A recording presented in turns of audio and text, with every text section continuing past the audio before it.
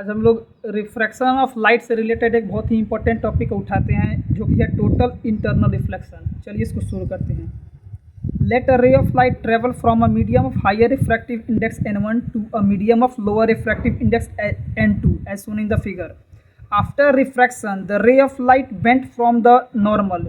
Means क्या होता है, जब लाइट को डेंसर मीडियम से रेयर मीडियम में इंटर कराया जाता है, तो जब लाइट डेंसर मीडियम से रेयर मीडियम में जाता है तो वो उस कंडीशन में जो लाइट होगा वो अवे फ्रॉम द नॉर्मल जाएगा। और अगर लाइट को रेयर मीडियम से डेंसर मीडियम इंटर कराता है तो जो लाइट होता है वो अलोंग द नॉर्मल जाता है।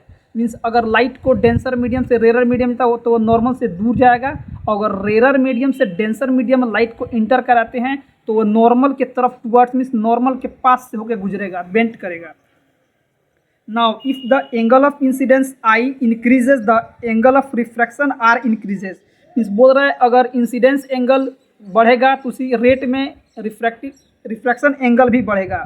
For a particular value of I is called the critical angle.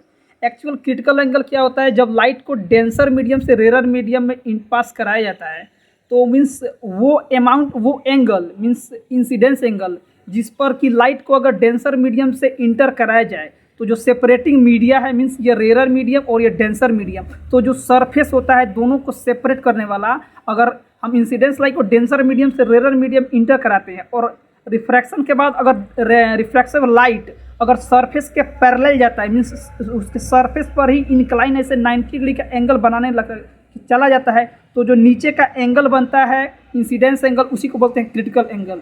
Means जब रिफ्रैक्शन एंगल 90 डिग्री हो जाए तो जो इंसिडेंस एंगल होगा उसी को बोलते हैं critical angle.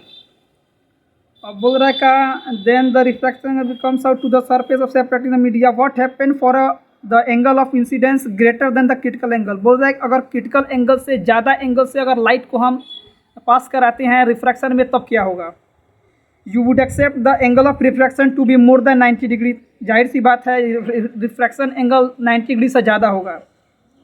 This would bring the रे back into the first medium.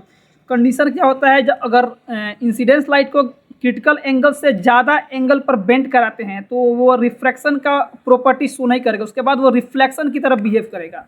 Means वहाँ पे रिफ्रैक्शन का कैरेक्टर और बिहेवियर नेचर सब खत्म हो जाएगा, वहाँ पे रिफ्लेक्शन ऑफ लाइट काम करने लगेगा। जब क्रिटिकल एंगल से ज़्यादा एंगल से लाइट को पास कराएंगे तो वो लाइट जाके और वो मीडियम के जो सरफेस सेपरेटिंग मीडिया वहाँ टकराएंगे और फिर वापस उसी मीडियम में आ जाएगा, यहाँ पे रिफ्लेक्शन काम करेगा, फिर रिफ्रैक्शन काम नहीं करेगा। But that would not be refraction, means refraction नहीं, वहाँ पे रिफ्लेक्शन ऑफ काम करेगा। This means that for an angle of incidence greater than I C refraction is not possible.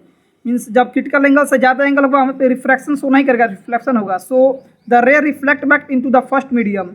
This reflection obey the law of reflection. वो सारा जो character करेगा of reflection का कैरेक्टर शो करेगा, वहाँ पे रिफ्लेक्शन का कोई कैरेक्टर नहीं शो करेगा। देयरफॉर R2 बराबर I2 such a reflection is called the total internal reflection.